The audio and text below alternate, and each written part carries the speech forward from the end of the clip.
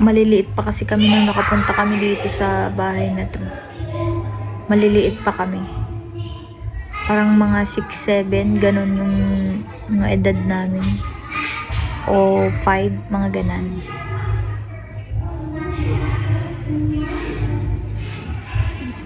Dito sa lugar na to.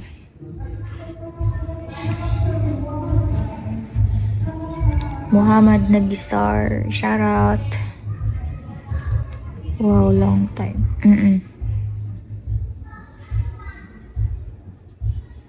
Siyempre, pag uuwi, kailangan ng pera. Siyempre, kailangan mo masahe. Pero dun sa Pampanga na inuuwian namin, sa mga lola ko talaga yun. Yung dun naman yun sa, ano kasi to? Ito, sa Candaba, Pampanga.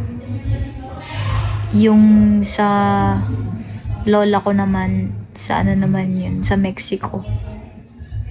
Mexico, Pampanga. Better than your shoutout. ID number. Gary, ID number. Hello. Rimuru, shoutout. Kahapon ganito din ako, pa oras din ako pagka uwi. Pagkadating namin dito, parang mga ilang ano lang, kumain lang, tapos pahinga ng konti. Guagua kami. Sa Guagua kayo. Hindi ko alam kung nakarating na ako dun or nadadaanan namin pag umuwi naman kami sa Tarlac, sa Bamban.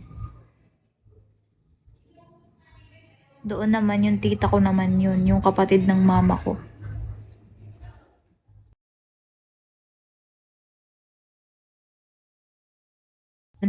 Nauwi. Hindi ko alam kung anong part talaga siya, kung Magalang o Mexico. Ano kasi ako pinanganak sa Magalang, Pampanga. Arisu, Boy B, hello, shoutout.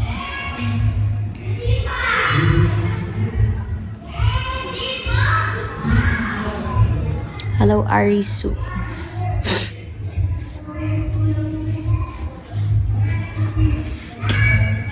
Oh.